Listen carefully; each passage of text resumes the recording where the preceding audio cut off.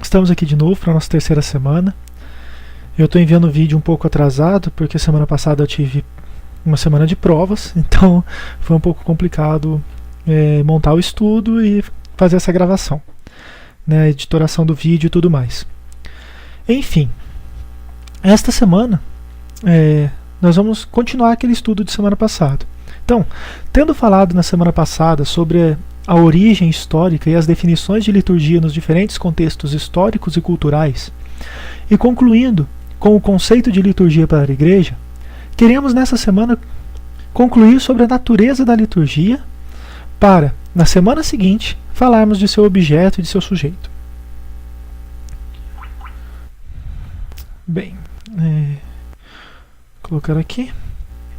Como havíamos concluído, junto com então o cardeal Joseph Ratzinger, o culto, que é a liturgia no seu sentido próprio, tal qual e necessariamente como nos foi dado pela Igreja como dom, assim como a vida segundo a vontade de Deus, que incorre da coerência à prática litúrgica, fazem parte da adoração correta a Deus, ou seja, da forma que Ele quer ser adorado.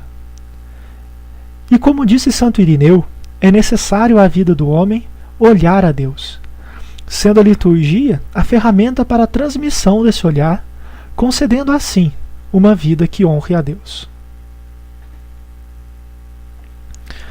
Mas recordemo-nos de nossa pergunta inicial.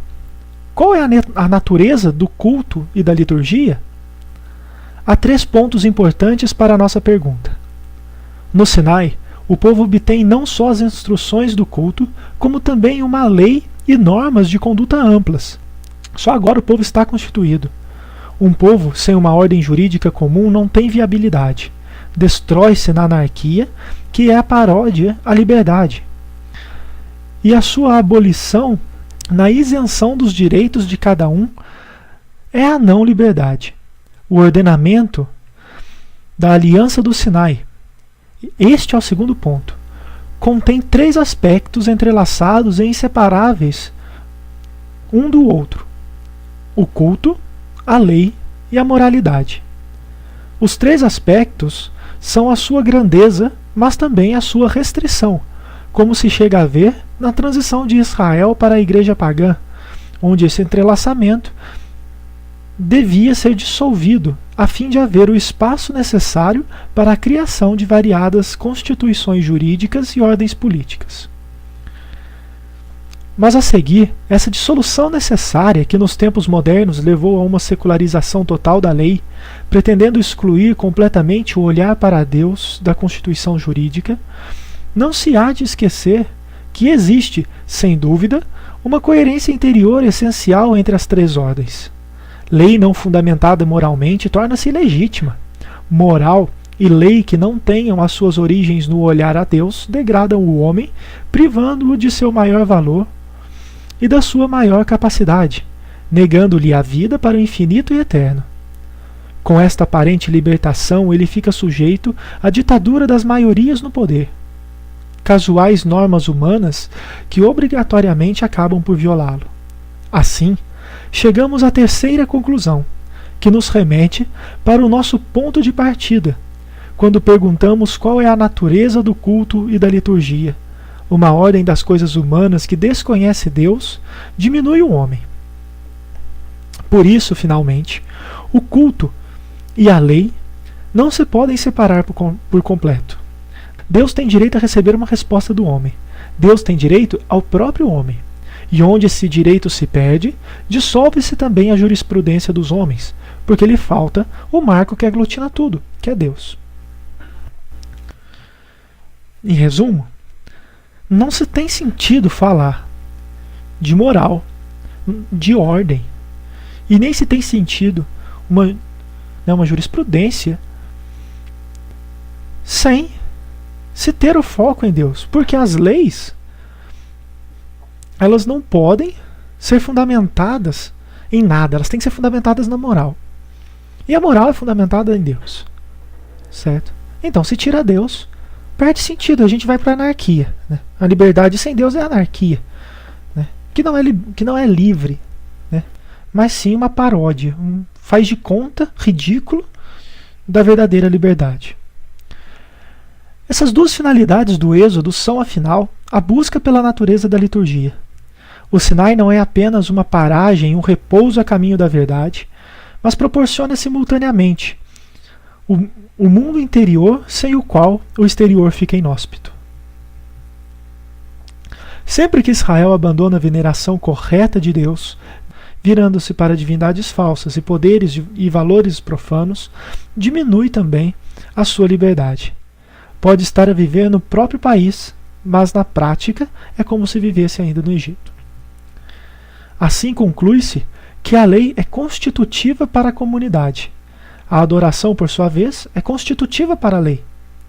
Diz então o cardeal Joseph Ratzinger: a adoração, que é o modo correto do culto e da relação com Deus, é constitutiva para a existência certa do homem no mundo, precisamente porque vai para além do cotidiano, fazendo-nos participar no modo de existir no céu do mundo de Deus, deixando assim entrar a luz do mundo divino no nosso, fazendo alusão àquele caráter de antecipação do conceito primitivo derivado da análise do jogo.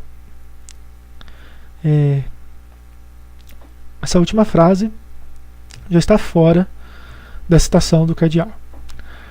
Uma vida onde não haveria tal antecipação, né, aquela antecipação que vem daquele conceito de jogo que nós vimos na semana passada, uma vida na qual não há essa antecipação do céu, onde o céu deixaria de se rasgar, seria pesadíssima e fútil. É por esta razão que não existem sociedades sem qualquer culto. Foram precisamente os sistemas peremptoriamente ateus e materialistas que criaram novas formas de culto que, sem dúvida, não passam de uma ilusão procurando em vão ocultar a sua futilidade através dos triunfos bombásticos.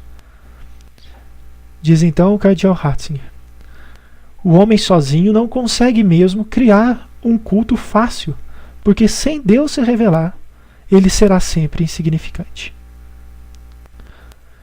Continua. As palavras de Moisés ao faraó: não sabemos quais serão as vítimas que ofereceremos ao Senhor, em Êxodo 10, 26, expõem sem dúvida um princípio fundamental de toda a liturgia. A verdadeira liturgia pressupõe que Deus responde e expõe o modo de ser venerado. Ela não pode ser fruto de nossa fantasia e criatividade, pois assim seria apenas um grito na escuridão ou simplesmente a afirmação de nós próprios. A liturgia pressupõe algo de correto diante de nós, algo que se nos revela, indicando o percurso da nossa existência. Quando o homem deixa de lado o caráter revelador da liturgia em função de um caráter social, o culto torna-se uma celebração da comunidade para com ela própria, uma autoafirmação. A adoração de Deus dá lugar a um rodopio em volta de si próprio, o comer, o beber, ouvir a homens e divertir-se.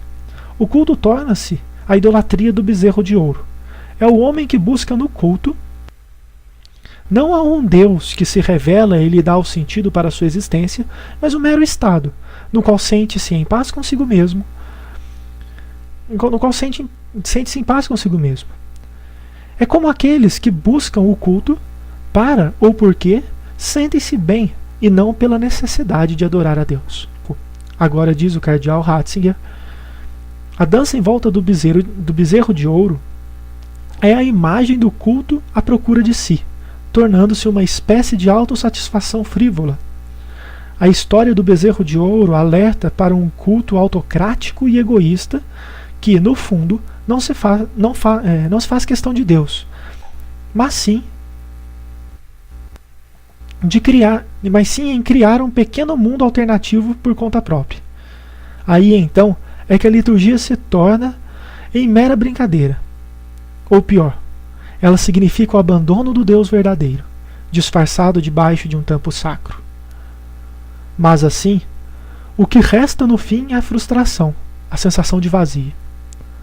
Já não se faz sentir aquela experiência de liberdade que acontece em todo lado onde haja o encontro com Deus vivo. Caros amigos, terminamos então os estudos desta semana com as palavras de alerta do cardeal Joseph Ratzinger, hoje Papa Emérito Bento XVI. Tenhamos nós o fiel sentido da natureza da liturgia, de modo a não fazermos do que há de mais sagrado um ato de idolatria, um culto a nós próprios. Tenhamos fé que a Igreja sabe o que faz. Tenhamos fé no culto que a Igreja nos oferece como dom de Deus. Assim, a partir da semana que vem, iremos adentrar mais a fundo a respeito da liturgia da Santa Missa, principalmente.